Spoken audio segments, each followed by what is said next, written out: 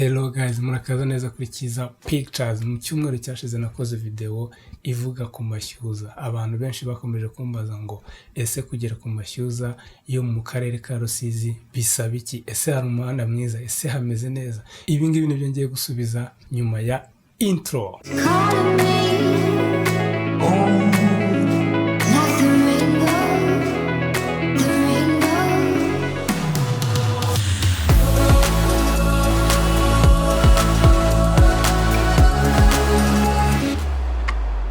Amashyuza tuyazi mu turere tubiri hano mu Rwanda, akarere ka Rubavu ndetse n'akarere ka Rusizi. Amashyuza yo mu karere ka Rubavu ntabwo ari menshi nk'amashyuza yo mu karere ka Rusizi. Ubwo mperuka mu karere ka Rusizi nafashe video y'amashyuza, niba utari wayireba kanda hano hejuru. Aya mazi ikindi nakubwiraho ni uko ari amazi Abarundi, Abanyarwanda, Abakongomani, cyane ko begereye ku mupaka w'aho ngaho, nabo baraza ayo mazi bakaza kuyoga. Ayo mazi harimo ibyiciro bitatu. Hari amazi ari ku kiyaga aho amazi aturuka, hakaba n'ahandi amanukira agenda, ushobora kuyogera aho ngaho agenda. Hari aho abantu baza gusengera, noneho amazi y'amashyuza akaza akabamanukira hejuru, Imana ikabasubiza ibyifuzo baba bafite. Iyo video niyo nafashe ndi kuva aho abantu basengera nzamuka aho amazi y'ikiyaga y'amashyuza aturuka. Hano ku mashyuza hari amazi atangaje, aho amazi atemba ashyushye yaka umuriro, ariko ugasanga hari ibiti. Amazi ngiye kuyageraho.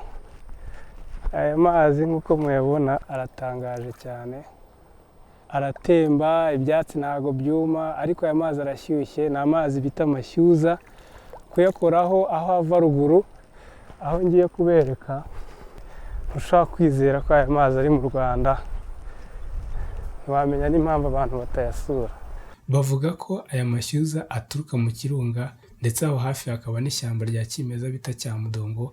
Uwo musozi bakaba bavuga ko ari wo wapfubyemo ikirunga, noneho nyuma amazi akaza kuzamuka muri iyo soko, akaza ashyushye kubera ko ikirunga cyapfubye. Noneho iyo soko ituruka muri uwo musozi akaba ariyo ivamo amashyuza. Umusozi wa Cyamudongo ni uwo nguwo bavuga ko wari ugiye kuba ikirunga, ariko icyo kirunga kikaza gupfuba, kikaba kitararutse, aribyo bivuga ko byatumye iyi soko ihinduka amashyuza. Kuri Kiza Pictures muzajya mubona video nk'izi ngizi, ibintu bitangaje mudasanzwe mubona ahandi.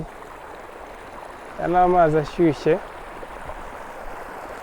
Uyu nguyu ni umugezi w'amashyuza, aturuka iriya ruguru. Abantu benshi bari kuyoga, hari ibyo ntari bubereke, ariko ubishaka wese ashobora kuhaza akareba aya mazi y'igitangaza. Ntushobora kwiyumvisha ukuntu ibyatsi biyegereye bidashya cyangwa ngo byume, kandi amazi ashyushye. N'ibiti birahamera nta kibazo. Iyo amanukira abantu bakajya kuyareba, abantu bakaza kuhasengera, Imana ikabasubiza ibibazo byabo byinshi cyane. Agenda amanuka hano muri uyu mugezi, umuntu wese ubishaka yahagera.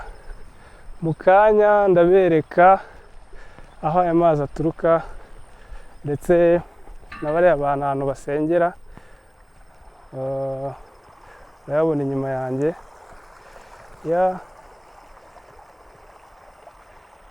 Nkigera hano ku mashyuza ntabwo byigeze binyereka ko aya mazi koko ashyushye, nta muntu ubajije. Ko njye nashaka gukora video igaragaza ko amazi ashyushye, nta muntu mbibajije cyangwa se ngo bisobanure muri video. Ko nahageze ari ku manywa, izuba riva, ntabwo wamenya ko aya mazi ashyushye uramutse yarebye.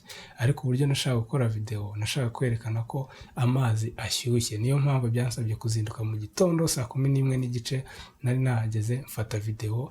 Uwo mwuka uzamuka uva mu mazi ugahura n'ubukonje bwari aho ngaho, bihita bibyara umwotsi. Umuntu wese ashobora guhita abona ko aya mazi ashyushye, nta kindi kintu, kuko ntabwo ari ibiyaga byose cyangwa se ahantu hose haturutse amazi ushobora kubona uwo mwotsi. Nashakaga kwerekana ko umuntu akoze mu mazi ashobora gushya, ariko ntakoresheje amajwi cyangwa se ntakoresheje abantu babivuga muri iyi video nakoze. Aho hantu hose muri ibyo biti mureba, aho hose haba huzuye abantu baje gusenga kugira ngo ibyifuzo byabo Imana ibisubize.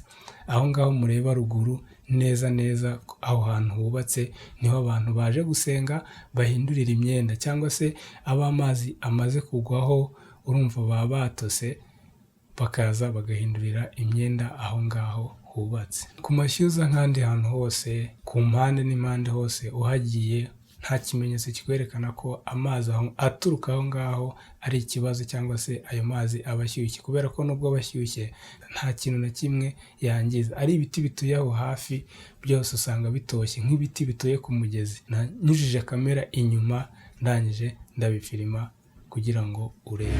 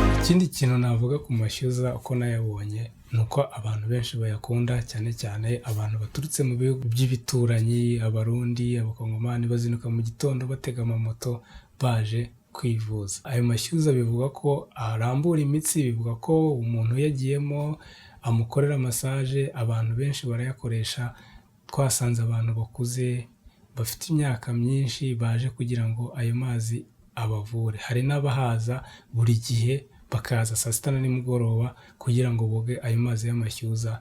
Bavuga ko atanga ubuzima bwiza ku muntu wese wayagiyemo.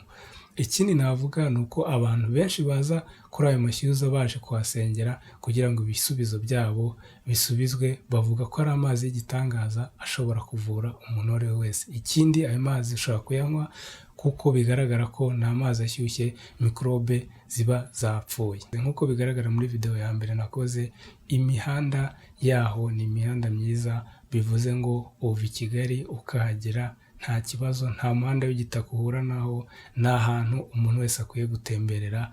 Niba ushaka kumenya ibyiza bitatse igihugu cy'u Rwanda cyangwa se ibintu bishimishije hano mu gihugu cy'u Rwanda, ukwiye kujya ku mashyuza, kubera ko nta kintu kigoye na kimwe cyagutangira kugira ngo uhagere. Niba ukunze iyi video kanda like, niba utari wakanda subscribe wibuke gukanda subscribe, kandi niba warabikoze duhurire kuri video ikurikira.